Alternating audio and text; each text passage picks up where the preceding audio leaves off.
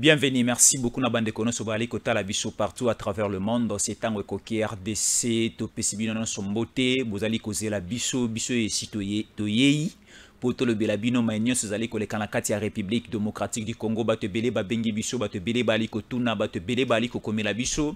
Sentez-vous à l'aise parce que ya sikaye malobe belé ya kopesa ya kolobela bino eye déjà bandeko ezali kosala pasi butu lelo mbatolalité Boutou mobimba lelo tolalite tozalaki toujours sur terrain toyoka tomona tolandela tozoba information pure toya na biloba loba na télévision te lokola bande comme bali ko na biloba loba mais toya na makambo oyo ezali ya solo et des trucs vérifiables et nous avons un sérieux dossier ici sur notre table.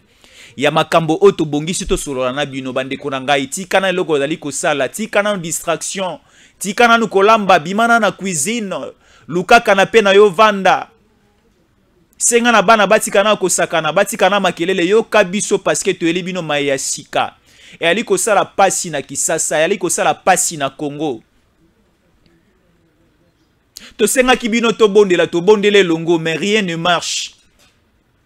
To mobiliser ba militaire ba telema pour ba sécuriser ekolo ba telemi mais rien ne marche. Tolobito sambela pona mokozi na biso Tshisekedi ya sala malamu pour sa vision et se concrétiser likolo ya mboka. Rien ne marche. Sikoto sala nini encore elongo na bino tala recette ya sika to eli bino lelo. To ena recette ya sika oza comme solution pour ces pays. Tonio kwa mingi to continuer na souffrance jusqu'à quand? Bana Israël kutu na captivité au niveau ya Égypte. Pendant plus ou moins 400 ans, ba umela ki makasi na captivité en Égypte, nzamba yokela ki bango mawa, atindeli bango Moïse. Siko biso toko continuer na souffrance ya boekino mokolo nini. Toko continuer ko compter ba mort ya boekino mokolo nini. Toko continuer na insécurité ya boekino mokolo nini. Toko continuer na souffrance ya boekino mokolo nini. Toti kananu masapo ya musique, toti kananu masapo ya masanga ya loyenge ya mabina. To beta siko masolo o etali exclusivement mboka pe kimia na kati ya mboka. Parce que soki kimia ezali te okolia malamu te okolia na appétit te. Soki kimia ezali te okobina te okomela te. Soki kimia ezali te tokotala match ya football te. Soki kimia ezali te tokosambela pete, soki kimia ezali te Tshisekedi pa kozala wana lokola mokonzi te. Mais soki kimia ezali yango deza démarrage ya makambo nyonso, démarrage ya développement, démarrage ya construction, démarrage ya makambo nyonso, kimia leki nyonso. Na yebisi bino kimia leki nyonso. Kimia leki mbongo, kimia leki kolia, kimia leki libala, kimia leki kobota, kimia leki voyage, kimia leki même kova na poto. Botu nanga bandeko bazana Ukraine lelo bakomi kolula kwa kovanda tana Singapour. Bandeko lelo na Ukraine bakomi kolula kovanda tana Madagascar na Djibouti. Bandeko bazana Ukraine bali ko wele la visa ya Congo ya Kinshasa ba ya kovanda Kinshasa. Pourquoi? Parce que kuna tiraillement entre Zelensky na Vladimir Poutine bali ko yo kanate mandoki ba bombardement presque à tout moment. Yango na yebisi bino ke kimi eleki nyonso. Mais avant la côte en dossier mokona lelo bandeko, sentez-vous à l'aise. Avant la côte en dossier, laissez-moi d'abord vous livrer quelques informations d'actualité de l'heure. En République démocratique du Congo, nous sommes déjà là. République démocratique du Congo, le président de la République sud-africaine, Cyril Ramaphosa, séjourne déjà à Kinshasa depuis le mercredi 5 juillet 2023, donc c'était hier au mercredi que le président de la République sud-africaine répondant au nom de Cyril Ramaphosa a été à Kinshasa pour une mission officielle de 48 heures, donc pour 2 jours. Le président d'Afrique du Sud a été à Namasolo. Nande konae Tshisekedi bakobeta masolo ebele, des questions liées à l'économie, des questions liées à la politique, des questions aussi liées à l'industrialisation entre les deux nations, aussi des questions liées à la coopération entre les deux nations. Le président Cyril Ramaphosa aza déjà na Kinshasa. Au pied de l'avion, ayamba maki yemoko et pas Tshisekedi yemoko yana ko yamba Cyril Ramaphosa o aye na kati Kinshasa. La première information. La deuxième information, tolingi to le belabiso boye. Nako argumenté aussi par rapport à l'arrivée de Cyril Ramaphosa vers la fin de l'émission. Mais sentez-vous à l'aise. Boyo kabiso tina suka. Regardez-nous, suivez-nous attentivement jusqu'à la fin. Parce qu'il y a aussi un dossier dans ce voyage. Il y a Cyril Ramaphosa ndengaye na Congo. Rappelez-vous de Sun City vers 2002, 2003, 2004. Sun City, où les politiciens congolais sont en Afrique du Sud pour voir qu'il y a masolo et créer une transition, 1+4, ainsi de suite. Siko lelo lisusu, président sud-africain, aena kisasa, toza pene ya maponami, aeko sala nini. Bokolanda ngo na souka, j'ai une forte révélation à Kosala vers la fin de l'émission. Sentez-vous à l'aise. Encore une autre information. On nous dit ceci, les avocats de Edouard Mwanganchuchu Izi. Edouard Mwanganchuchu Izi qui se trouve au niveau de la prison militaire de Ndolo. Les avocats de cette personne demandent une liberté provisoire et une évacuation à l'étranger pour des soins appropriés parce que le centre de santé se retrouvant au niveau de la prison de Ndolo n'est pas un centre hospitalier approprié pour traiter la maladie de Mwanganchuchu. Ba avocat ya Mwanganchuchu balobi ke Mwanganchuchu est sérieusement malade mais ba soin ya mike oyo ba ali ko pesa ye na centre de santé eza na kati ya prison ya Ndolo centre de santé wana na ba hôpital nyonso eza na kati ya République démocratique du Congo eza na capacité ya ko soigner maladie oyo Mwanganchuchu ali ko bela te yango ba avocat na ye ba sengi soki bazuzi soki justice congolaise soki l'état congolais et koki kondima kobimisa Mwanganchuchu libanda baponi pe bamboka na bango baponi soit la France soit l'Allemagne soit aussi l'Angleterre Mwanganchuchu akende kozwa ba soin na bamboka misatu wana akende kozwa ba soin kuna parce que bamoni batali na ba l'hôpital nyonso ya Kisasa na ba l'hôpital nyonso ya Congo na l'hôpital pe centre de santé o ezalaka na kati ya prison ya Ndolo balobi ke ba centre de santé na ba hôpital wana baza vraiment na capacité pe mayele à soigner maladie au Mwanganchuchu zali na yango te batinda na France batinda na Angleterre batinda na Allemagne pour des soins appropriés pour ceux qui bati qui est bongo et kozala contre les droits de l'homme Mwanganchuchu risquerait de mourir. Là c'était de petites informations qu'on a voulu vous donner. Alors on parlait de la paix. Kimi le kinyonso, kimi le kilibala, kimi le kikolia, kimi le ki voyage aux États-Unis, kimi le kinyonso, kimi na ebsa bino le kinyonso. À un certain niveau, nous quand on grandissait, on nous disait il n'y a pas de fumée sans feu. Donc milinga ebimarapambate, il faut vérifier bien là-dessous. Peut-être motomoko a moke ali, yango nezali ko produire milinga wana e matalikolo. Tomoni awa na Kisasa maladie coronavirus et outi libanda est scandalisé la ville.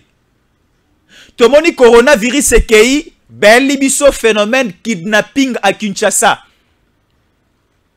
Ce n'est pas simplement à Kinshasa parce que on nous signale aussi au niveau de Kananga, au Kasaï occidental, babandi pe déjà ko kidnapper bande kokuna.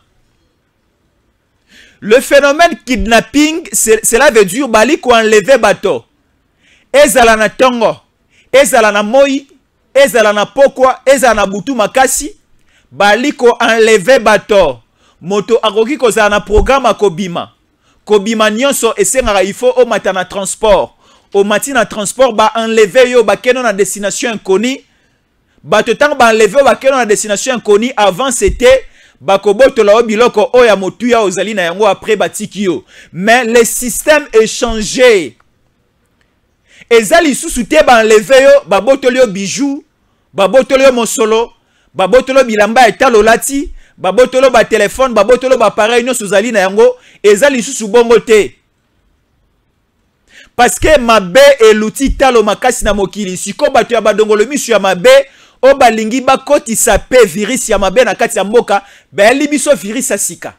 Bayelaki biso virus ya coronavirus, bayeli biso siko virus ya sika. Ce qui lelo na Kinshasa, il y a des vidéos et des témoignages à l'appui et que vous allez suivre. Aujourd'hui à Kinshasa, ceux qui va enlever yo, bazo kipe ba or na argent ozali na yangote, bazali susu ko kipe ba bijou à talope bilamba à talo latite. Aujourd'hui ceux qui va enlever yo, bali ko zo ba rena yo balongoli, bazi o nyonso ya motuya eza na kati ya corps humain na yo balongoli. Eza na bisika oyo approprié bali ko kende koteka yango. Et il y a quelqu'un parmi les kidnappeurs et kidnappeuses arrêtés à Kinshasa qui témoignait au micro de certains médias locaux en train de dire oui, nous acceptons que c'est nous et toza biso mokote toza équipe ya bato belé. Équipe Oeza biso bébé, équipe eza montée presque partout à Kinshasa na ba commune nyonso. Ba pesa ki biso mission ko sala mosala oyo ya ko créer insécurité na Kinshasa. Mais derrière cette insécurité to créer na Kinshasa, voilà la mission, voilà ce que nous allons commencer à faire. L'opération qui sera en exécution ko zala ba enlever de Komwasi, ba enlever de Komobali, ba kena on a destination inconnue. Ba paralyser yo, ba longoli yo rein, ba longoli yo motema, ba longoli yo bafua, ba longoli yo nyonso eza na kati ya nzoto ya corps humain na yo ba ke koteka. Toyoki ba témoignage ndenge tamboli, ba famille belé baza na matanga, ba famille belé babungisi bana, ba famille belé babungisi ba papa, babungisi ba mama, ba famille belé babungisi bilenge basi, bilenge mibali. Na Kinshasa lelo pongi ali susute ba morgue na biso etondi okoleka na commune nyonso okoleka na avenue nyonso bali kolela nzoto ya moto menzoto ali komona na te. Na Kinshasa matanga ekomi kosalama obele na photo ya pamba parce que nzoto ya moto ali te. Toyebi na Kisasa toyebi na Congo mokili mobimba soki moto akufi matanga ali kosalama cercueil ezali wana to ali kolela moto mais lelo tozali kotia na kati ya cercueil obele photo ya moto.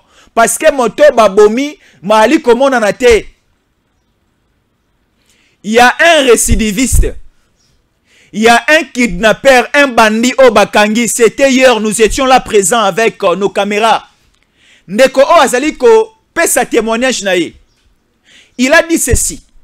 Alobi na opération mission o ba pesa ki biso to ya ko semer insécurité na Kinshasa. Pe mission oyo bandeko ya bamboka ya bapaya bapesa ki biso c'était quoi? To enlever moto, to kangi moto, to kidnapper moto. To kene na bisika moko ya molili inconnu. To ko bandana nuko bomaye ya liboso. To bandina nuko torturer ya liboso. Ce qui te torturer, te torturer à perdre conscience, bongo to bandi opération corporelle. Qu'est-ce que nous appelons opération corporelle? To komi siko ko ciblé wapi rein ezalaka tolongoli, wapi motema ezalaka tolongoli, wapi foi ezalaka tolongoli, tolongoli nyonso o eza essentiel motuya pona biso. Après avoir kolongola nyonso ezalaki essentiel pona biso, tokei ko kundaye, tokobwaka ye na balabala te. Tokokende tokundie na se ya mabele et histoire na ye sili. Ndeko o alobi, pourquoi est-ce que ceux qui tolongoli rein, tolongoli motema, tolongoli bafua, tolongoli michopo, tokenda kokunda po na nini? Parce que ceux qui te kundi te toke to boaki na balabala, il y aura des traces. On peut faire l'autopsie, on peut faire des repérages, on peut faire des traçabilités, on peut faire des trafics, ainsi de suite. On peut arriver à un certain niveau de nous arrêter. Et voilà ceux qui te kangi, te bomi, te longoli barenyonso, toke kokonda moto na se ya mabele, histoire c'est fini, to zongeli mosala na biso a zéro, toke koloka moto mosusu. Nebisa kibino ke na Kisasa matanga ekomi, baleli moto bele na photo ya pamba, basombi cercueil, batie photo na kati, bake na necropole, bakundi cercueil ya pamba, na photo na kati ya cercueil. Pona nini, ba kidnapper o bazui mission ya ba politicien congolais, bazui mission ya ba paya. Je vais vous raconter une histoire. Bandeko o ba voyage à KMP, bakoki ko partager le même langage avec nous.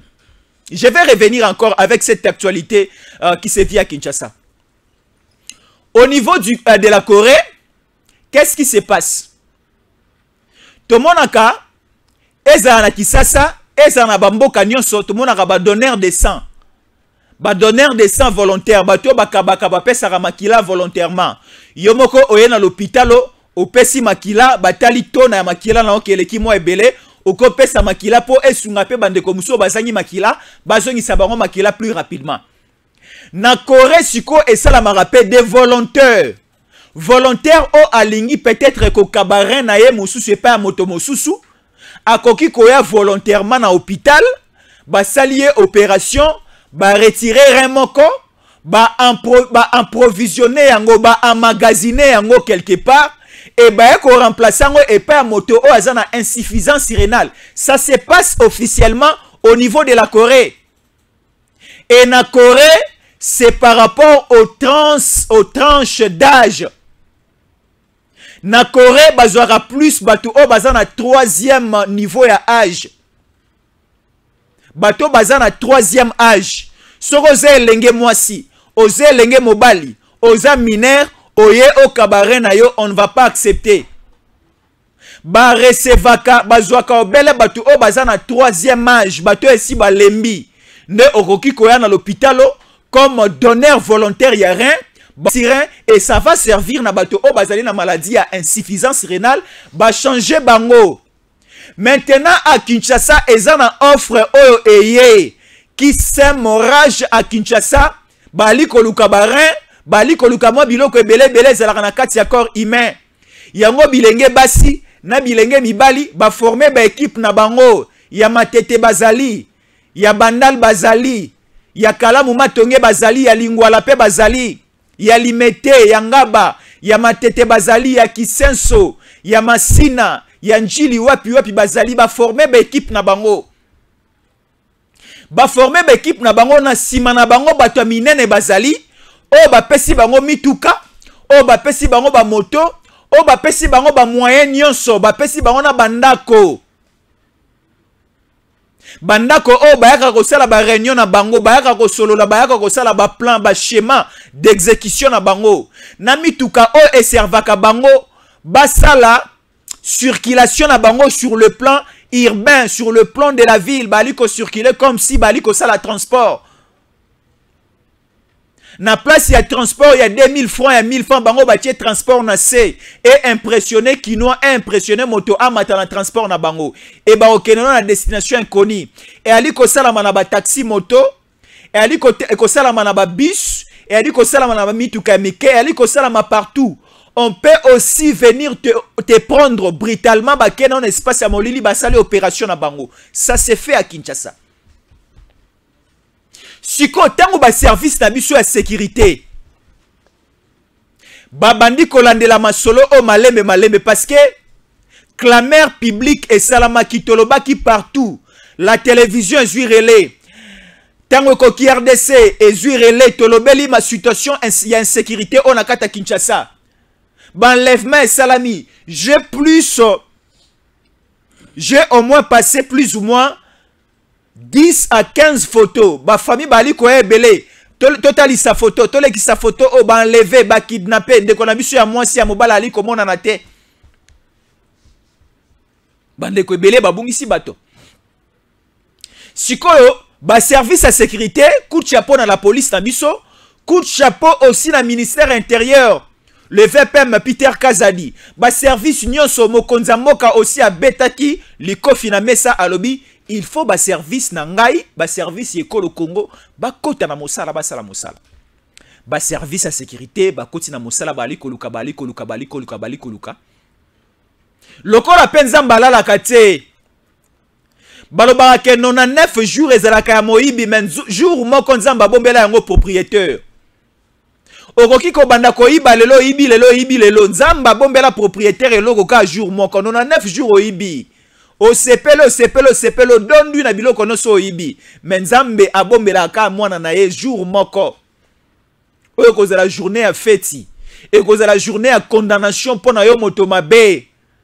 Nga esala ngai pasi na motema penkele ko banga. Comment expliquer yo bomi moto ozali pas l'aise ozali ko tambola ali ko bina ali ko mela ali ko lia ozana mbongo ya makila na maboko bokonji na yo eze ya makila okoma président de la République po oboma ozape à l'aise parce que Paul Kagame a comme président au niveau du Rwanda parce qu'il a Boma Juvenal Aberimana qui ne le sait pas.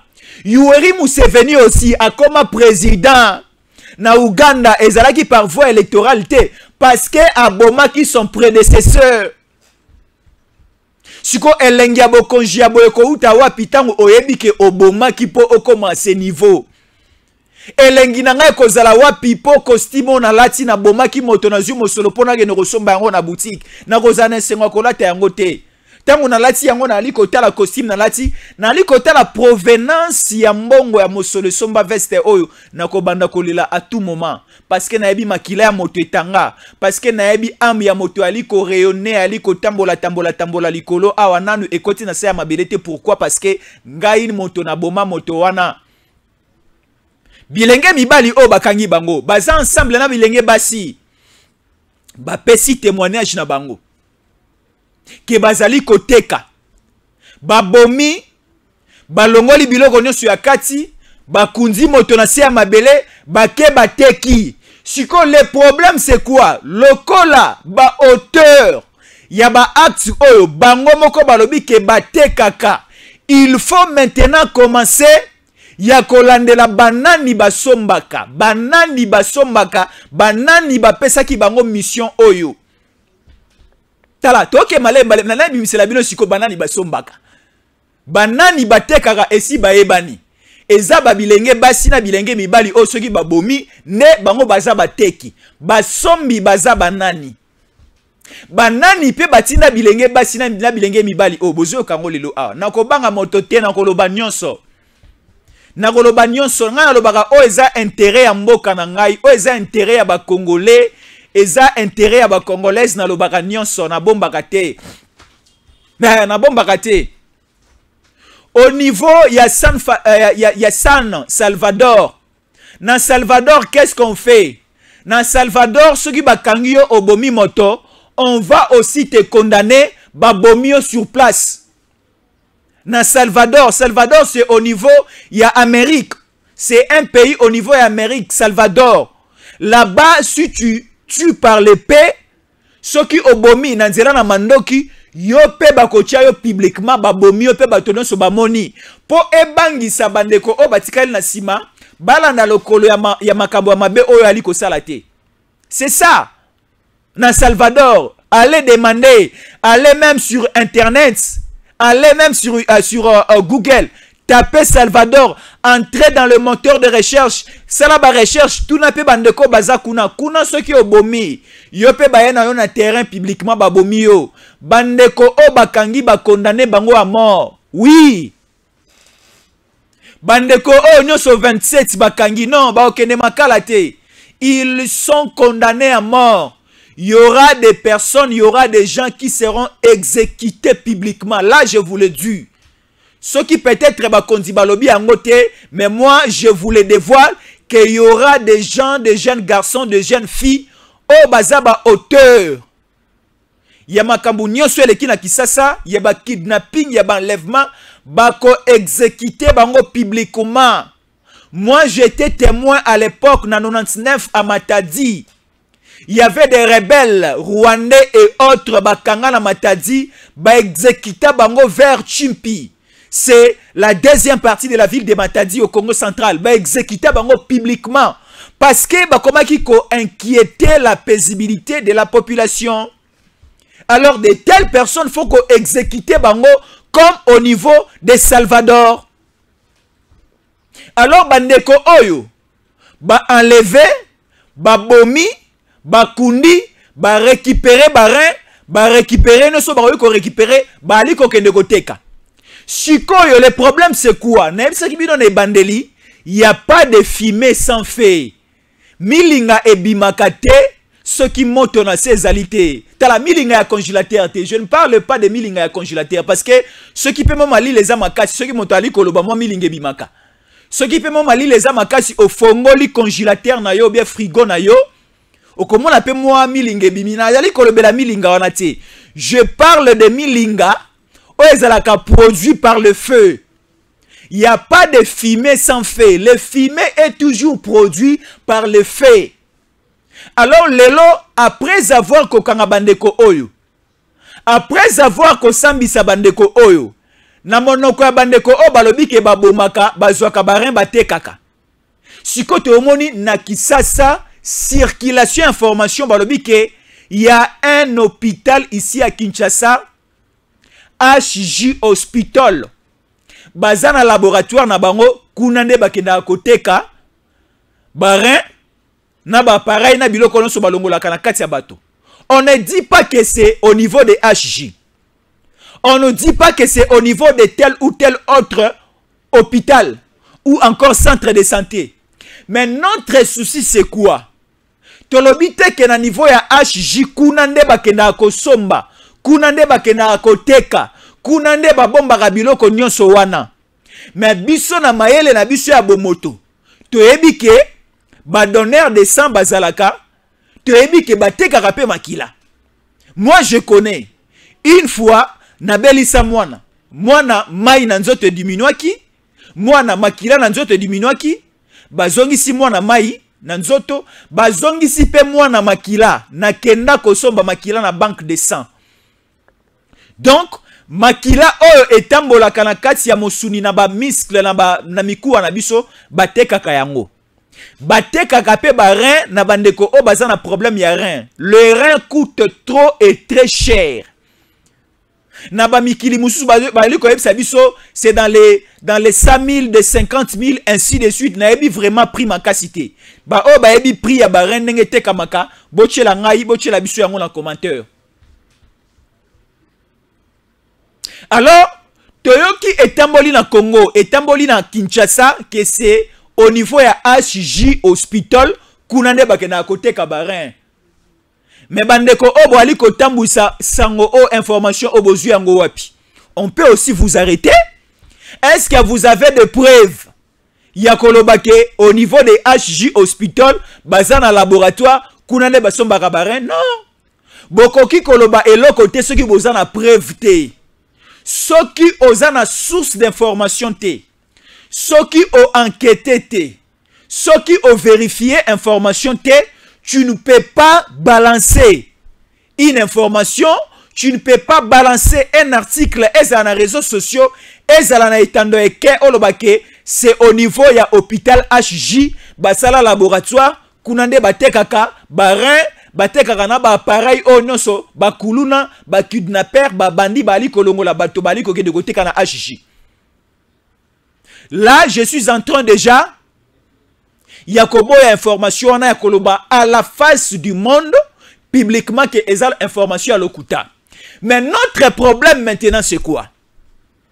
Quand je dis il n'y a pas de fumée sans feu, il faut maintenant commencer à aller vérifier, perquisitionner. Toyokaki awa kena kinga kati ya disispe. To senga ki ba kene ko perquisitionner ba contrôler ceux qui mando kezali. Nako ya Salomo Kalonda Eskadela, le conseiller privé ya Moïse Katumbi o bakangi aza au niveau ya ndolo bakanga kena mandoki. Tango bamona ke aza suspect bakangi mais ba service ya sécurité batambola ki na ba résidence na ye pour passer la contrôle, ceux qui mandoki, ceux qui biloko mabe ezali. De la même manière aussi, basala qui est pas mwanga chuchu. Et que sala mape et pas batono so o baza suspect. Le kola information ezali kotambola ke ezana ba hôpitaux, ezana ba centre de santé o bazali ko somba barin bandeko o bazali ko boma na Kinshasa, bali ko enlever na Kinshasa. Nous demandons à nos services de sécurité ba mekana nous kosala ba enquête na ba hôpitaux na biso nyonso ya minene. Ezala na mama yemu, ezala na hôpital du cinquantenaire, ezala na HJ Hospital, ezala na hôpital o ezala na sima ya mukongo ya ndako na ngai, ezala na l'hôpital ya o ezala na quartier na avenue na yo, na ba l'hôpital ezala na Ngaba, na ba l'hôpital ezala na Limete, na ba l'hôpital ya ba chinois, na ba l'hôpital nyonso ba kende kotala. Tolobi te ke na ba hôpitaux wana ezana biloko mabe. Tolobi bongo te. Mais il faut vérifier. Il faut vérifier. Il faut vérifier. Parce que dans le domaine, il y a criminologie. Dans le domaine, il y a enquête. Les rumeurs aussi comptent. Dans le domaine, dans le domaine, il y a criminologie. Dans le domaine, il y a que ça là, enquête, rumeur peut et contaka et joua kamakasi. Ce qui boyoki que moi na moke, ali kota la komi agité, il faut interpeller binope mikolo bozana endroit n'espace wana, bokanisa mais moi na o azala ki bien à l'aise. A komi agité boyoko zala nyoka elo kama bele kite. Ce qui bino mikolo bozana conscience élevée et boza aussi na esprit. Ya ko comprendre ma signe de temps au moins ali ko exécuter ali ko sala.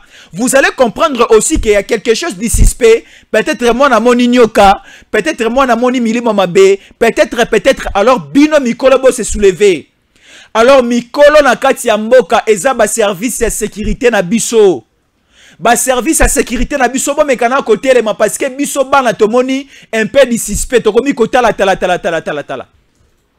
Ba rumeur ezali ko tambola keboye. Si comme mekana côté na ba hôpital nyonso o bali kota nga ba kombo. Est-ce que réellement c'est vrai? Est-ce que c'est du blabla? Est-ce que toyeba? Parce que na FCG bino au niveau ya Corée vente ya barin et ça la manque officiellement. Biso pe na Congo, vente ya makila et ça la manque officiellement. Toyebi ke na Kinshasa na Congo, soro zokisi moto, makila e bimi etangi, oza condamné par la loi. Toyebi yango. Mais sikoyo na ba hôpital bateka rapé makila, soko zokisi moto etangi bateka yango pe na hôpital. Donc il y a des procédures pour eloko et comme officiel. Donc si la personne a accepté yemoko comme un donneur de sang, à se déplacer bakangi na makasité, à ken à l'hôpital à teki makila, voilà c'est dans une voie officielle. Mais ceux qui siko yomoko na mbeli osoki si moto, oluki récipient makila zali kotango tiango na kopoke koteka, wana c'est contre la loi. C'est pareil aussi ndenge bandeko bali ko sala. Bali ko kanga bato na makasi, bali ko boma, basali opération babimisi ren na habité bandeko mibali na bandeko basio, bazweli mayele ya opération wapi. Bazwi mayele ya coopérer mutu ndenge ni pona ko bimisa ren wana pe ebima mobimba. Ponga na zana mayele wana te. Ngaso na lobi ke na opérer mutu na bimisa ren na robebisa yango pona zana mayele wana te. Mais bandeko o ba koteli yango tina formation. Parce que pour na mutu a opéré, a bimisare à mobimba, il faut un médecin, un spécialiste à tangisaye, nenge ba opéra ka moto. Est-ce que vous me comprenez? Pour na mutu a opéré, a bimisa motema ya moto ya mobimba, a bimisa poumon ya moto ya mobimba, ezo attaché, ezo kate, ebima vraiment ya mobimba. Il faut bala kisaye. Moi, j'avais une grande sœur qui spécialiste dans Robimisa Mayanzi. Yesora ali Kobimisa Mayanzi, lianze ko toboka ko panzana te Kobimisa Mayanzi amobimba. Siko po okoma na niveau wana okangi mutu. O enlever moto, o kene na molili, o pasolier, o bimisi ren yango ebebite, o kepe o tiango na malili, o kepe o teki. C'est qu'il faut oser la moto o ozu formation. Pona moni bilenge no so basi o 27 batandami. Bilenge mibali o nyo so 27 batandami. Na mona ta moko sala médecine te. Na mona ta moko azana compétence ya coopérer moto te. Na mona ta moto o azana maîtrise. Ya opération chirurgicale te. Opération chirurgicale te. Na mona ta moto moko te. C'est que bandeko o bazo ki vraiment 1 mois, 2 mois de formation. Ba recruter bango boya boy do basala ki appel ba recruter batu ezana ba offre d'emploi musu comment on ça na Kinshasa bazo bengaka batu o société moko sike bimi bali ko recruter bilenge basi bilenge mibali y a na des photos passeport, y a na CV na yo, mais il faut oser la 25 ans, si 35 ans, tu as ko recruter bilenge bassin bilenge mibali, ba ya kokota na société na biso. Mais batu na yo ba bisa yo société yango toko sala nini. Ba kolobate non, venez simplement déposer le CV. Venez simplement déposer vos photos. Biso toko benga toko sélectionner, bokozo formation, il y a 2 mois. Na kati ya formation na boali ko ya ko za formation bazo le sabino bazo pe sabino transport et na suka ya formation ba pe sabino pe salaire pendant le moment où vous bonay ko za formation na suka siko ya formation ba ko retenir ba o ba assimiler matière ba tindi bango na terrain siko basala musala. C'est de la même manière basala kina équipe ya batu o ba ali coopérer na Kinshasa tango ba recruter bino ba former bato oyo ba yebi ko kumba mutuka malamba balakisi pe ba obando kumba mutuka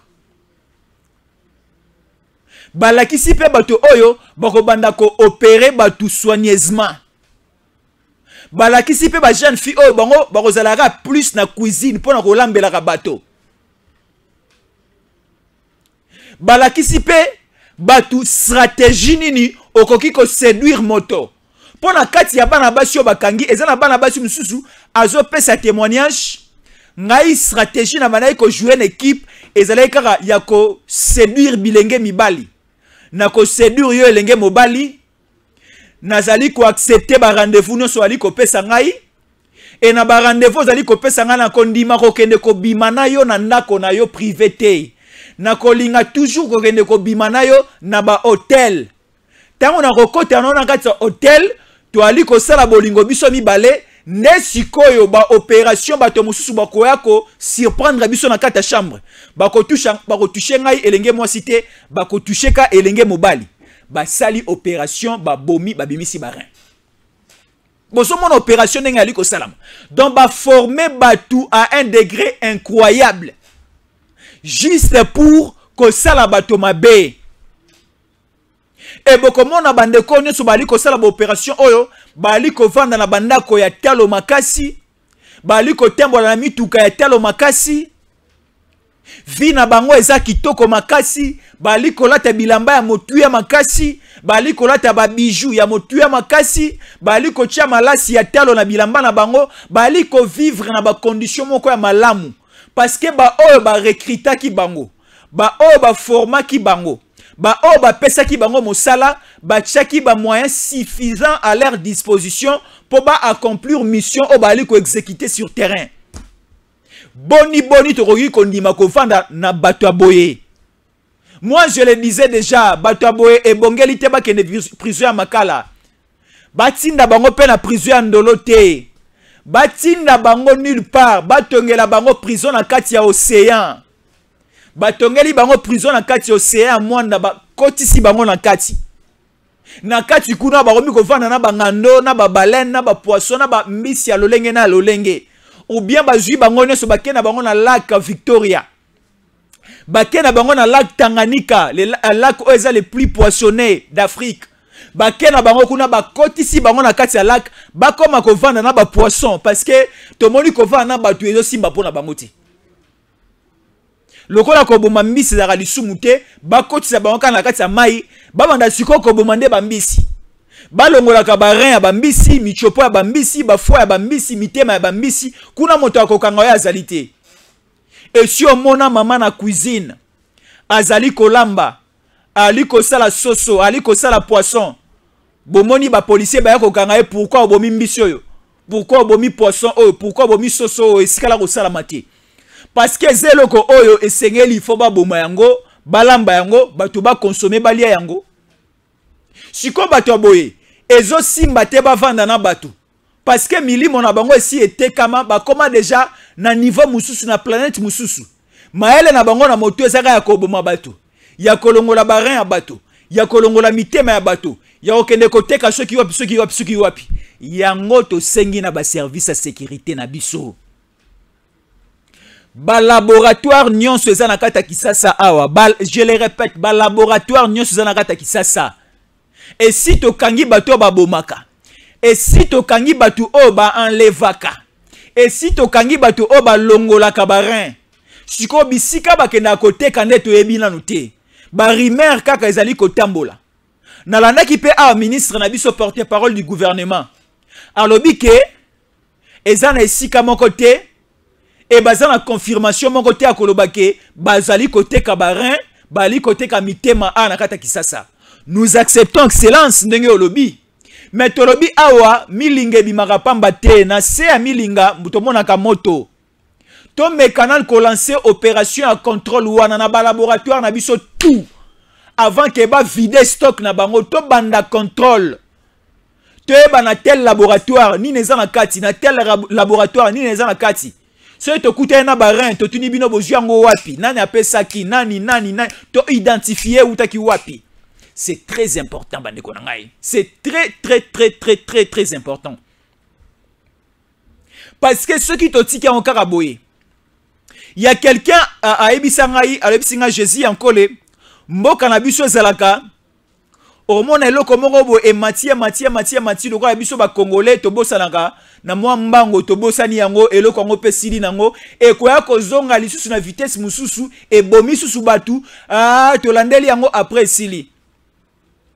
To landela eloko tina suka. To yeba source na yango e bandaki ndenge nini e utaki wapi. To suka kaka na ko condamner bato te. Il faut to yeba source. Yango nga ekamwisa ngai. Au moins na Kisasa awa bazali ko kanga bandeko bali ko teka whisky. Masanga o elangwisaka masango ya makasi. Whisky bali ko kanga bali ko teka yango. Aussi longtemps où ba libanais ba indien o basalaka yango au niveau ya Kingabo na limité bazali ko kanga ba izine na bango te. C'est qu'il faut commencer à faire ce qui ba autorité bobo y consommation ya whisky. Bobo y consommation ya masanga ya makasi o ezali ko bebisa morale ya ba bilenge basi pe mibali ya Kisasa ya Congo. Ce qui bobo y to consommer to mela masanga ya makasi wana bolandela biso bato ali ko melate. Kolandela ngai te moto nazali koteka yango pe en détail na mike na mesa na ngai.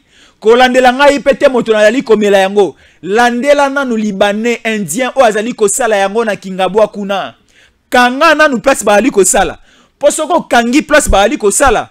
Moto o azali koteka akozwa lisusu te esika nini akoyi kokende kosomba po ya koteka. Moto o amelaka akozwa esika te akokende kosomba po amela. Et déjà okati lini? Okati déjà nzela. C'est simple. Bazali koloba eza esika bonde batekaka, eza esika bonde basombaka.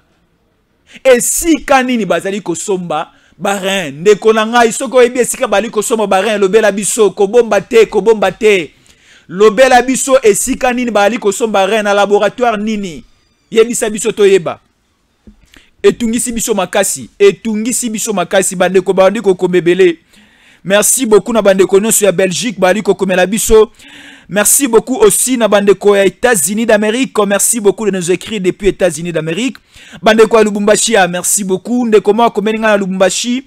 Merci beaucoup Jésus encore c'est Gredjens depuis Lubumbashi. Merci beaucoup à toi Gredjens de nous suivre depuis Lubumbashi. Ndeko Mousso komeli biso depuis la France na Lille. C'est JM Jean-Marie Pongi. Merci de nous écrire depuis Lille en France. Écrivez-nous aussi sur WhatsApp plus 243 81 57 20 388. Là c'est pour joindre Jésus en collé, c'est moi. Plus 243 81 57 20 388. Là c'est pour nous joindre. Alors naloba ina aussi lisala maloba oyo. Naloba ki na aussi lisala koloba boyi. Bande konangai. Boyoki batangi tel laboratoire. Boyoki batangi hôpital boye.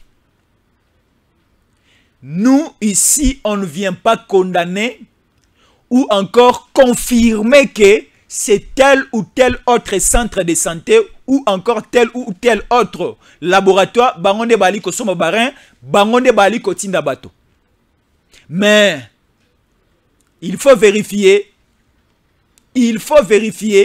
Il y a des centres de santé en Kisasa, ceux qui m'ont dit karaté foka akufa. Il y a des centres de santé dans les sabino.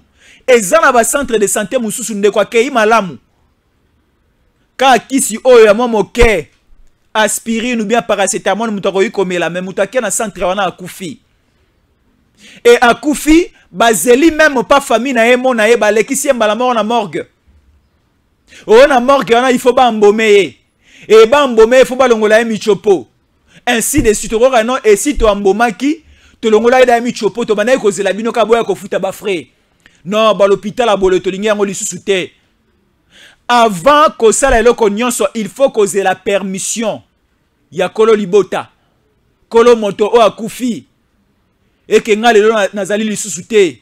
Avant bo sala nzoto na ngai likaya bubotu na tango koki RDC est-ce que to sala obeto sala te soki libota na ngai tango koki RDC elobi ke bo sala nde bo sali.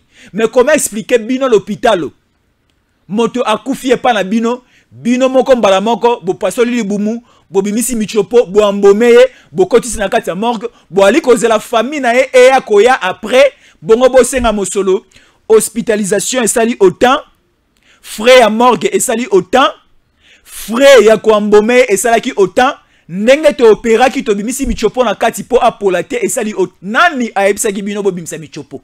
Nani alobaki? Qui vous a donné cette autorisation? Tala marambo ya pete amike abo otobo sanaka yango lisusu te. To ali ko telemela ka Katumbi awa. To ali ka ko telemela Kabila, to ali ko telemela bato ebele o Rwanda ali ko boma biso. Bato ebele bazali ko kufa na malaria. Bato ebele bali ko kufa na bopito. Bato ebele bali ko kufa na biloko mike to ali ko bosana. Soki to telemeli yango te. Na ko kufa o este ko koma muke par rapport a ko kufa biloko muso to ali ko bosana awa. Totelema bandeko, totelema. To pesa na basango, tolobanaka, to pesa na makanisi. Yango tango ko kiarde seza kitalatala na bino. Ozana ya kolobi, ozana ya ko pesa makaniso pesi. Le président sud-africain na la wagene bandeli pour chuter na rosuki la wana. Cyril Ramaphosa aza déjà na Kinshasa. Accueil moko chaléré. Il est bien logé à Enama Solo entre République démocratique du Congo et Afrique du Sud. To solo là pour des coopérations bilatérales entre Bisso et Bango et les Afrique du Sud et les Bisso. Tu as dit que l'Afrique du Sud c'est un pays émergent au niveau de l'Afrique. Afrique du Sud est une émergence à Makasi et elle est vers son développement. Afrique du Sud est dans l'économie à Makasi. Afrique du Sud armée na bango pe telemi. Afrique du Sud dans la politique moko stable. Afrique du Sud sur le plan industriel pe ba vandisi. Na mama solo mo ebele Afrique du Sud ba vandisi ma solo. Yango président sud-africain aye awa pour 2 jours akolala awa ko vanda awa ko solo la tête à tête na Tshisekedi pour na makambo ebele. Mais biso to sengi boy ba ko solo pour na makambo o etali développement entre les deux pays. To boyi ma solo ya dialogue. Au nom décembre awa élection za li suscité tokene na dialogue tokene na transition bandeko bazali banda Kabila Katumbi Fayulu batata poni baya kokota non to boyi masolo za la ke non to glisser transition na transition wana mwanga chucha bima prison Kalonda abima prison Frank Dionga abima prison non traitons les affaires bilatérales entre nous les deux pays l'Afrique du Sud et nous. Toboyi li solo ya Sun City parce que Afrique du Sud est facilité kibiso masolo est belé vers 2002, 2003, 2004, 2005. Tout le monde a 1+4 et après tout compte la voie électorale. Alors toboyi schéma wana ke li solo est occasionné par l'Afrique du Sud potokota na voie dialogue non. Est-ce que on se pose la question de savoir nali ko sili sa awa. Est-ce que soki Congo na biso tozu possibilité à organiser l'élection te il faut que kaka na dialogue poto benga bandeko bazali banda ba kokota. On ne peut pas glisser, on ne peut pas passer 2023 et aller en 2024 continuer avec les mêmes gouvernements. Il faut qu'à Fayulu à Rokota, il faut qu'à Kabila à Rokota, il faut qu'à Moïse Katumbi à Rokota. Bayo baroya Rokota ba romemani ni asika. Donc alors yango to lingité. Congolais azali ko senga to ken élection. Bamboka nyonso ba président nyonso masolo nyonso ko yela biso na kati ya mboka ezala masolo oyo kozala plus centré na économie, plus centré na développement, plus centré na échange culturel, na échange ya ba compétences et d'expérience, na ba échange ya makambo mususu. Mais o ekwa proposition o ekoyela biso ke noto vanda to solo to ke na dialogue et dialogue wana ebota gouvernement de transition ba o bazala ki libanda bakota et ralentir et zongi samboka na sima, là on n'acceptera pas. Mais nous souhaitons tous le bienvenu na président Cyril Ramaphosa Oaza na Kisasa et aussi te souhaiter séjour malamu na kata Kinshasa. Nous sommes arrivés à la fin et surtout restez fidèles.